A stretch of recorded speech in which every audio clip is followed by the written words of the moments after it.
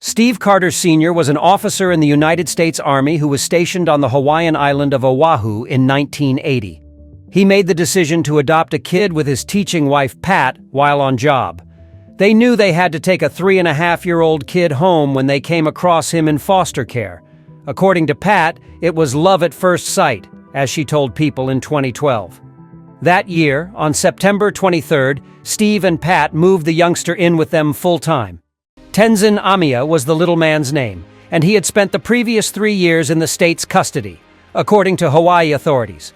According to his paperwork, the boy's white mother, Jane Amiya, was a native Hawaiian, and the baby's fair-haired father, an unidentified man.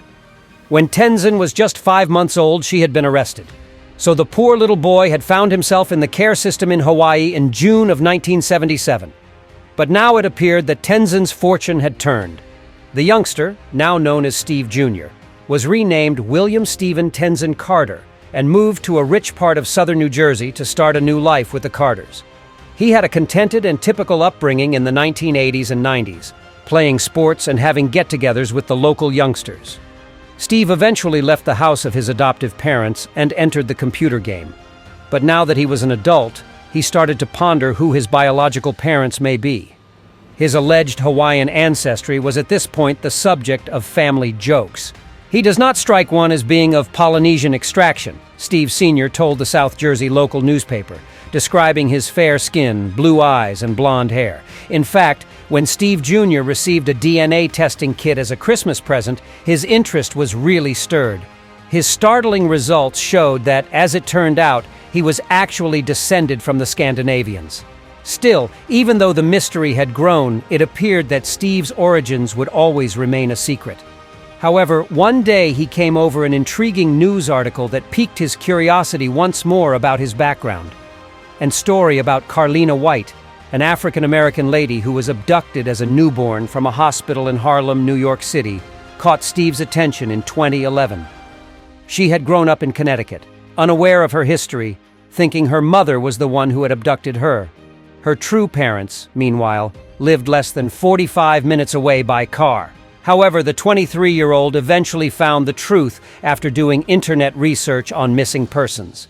Yes, it was precisely this part of the narrative that motivated Steve to take action. With the advent of the internet, genealogy and finding long-lost relatives had become much quicker and simpler. Steve went to one of the websites, missingkids.com, that Carlina, the abducted woman, had recommended. Steve went to the National Center for Missing and Exploited Children's website and began scrolling through the available topics. Something he noticed beneath an entry for a missing youngster would completely upend his existence.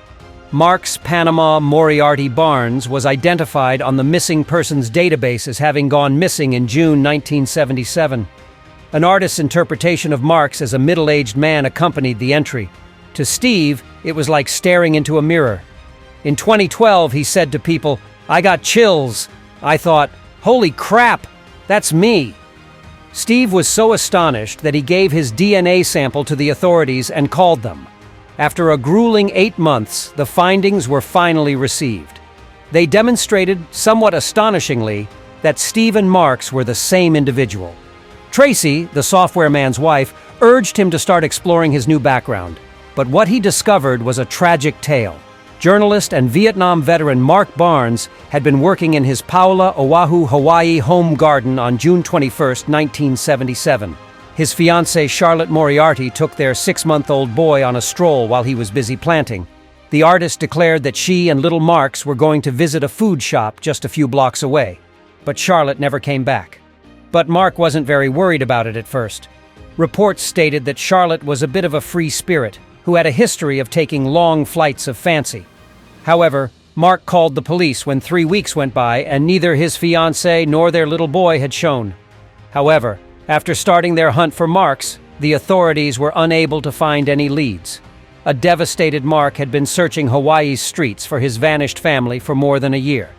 And it seems like he never lost faith that he would one day be reunited with his kid, regardless of how much time went by. He had no idea that thousands of miles away, Marks was leading a new life under a new name and with a different family. It was said that a woman on the other side of Oahu went home one day after Charlotte and Marks had vanished in the summer of 1977 to find uninvited guests. Charlotte was inside the house with the baby Marks, having somehow gotten into the property. The homeowner called the police out of concern. When the police showed up, Charlotte gave them a fictitious name, Jane and Tenzin Amiya, as well as a fictitious birth date for the child. Following Marks's alleged disappearance around 3 weeks later, Hawaii police were unable to piece the puzzle together.